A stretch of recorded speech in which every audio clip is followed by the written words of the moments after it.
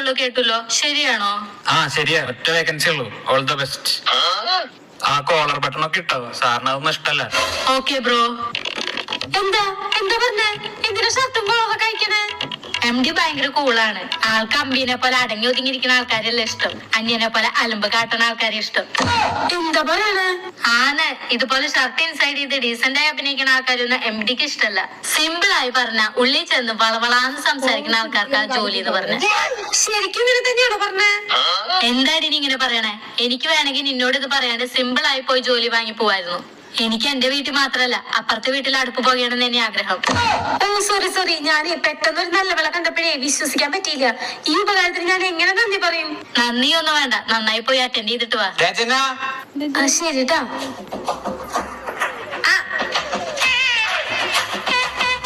Take your seat. Sweets ഒന്നും വേണ്ട. വരുന്ന വഴിക്ക് ഞാൻ കാപ്പി കുടിച്ചു. നല്ല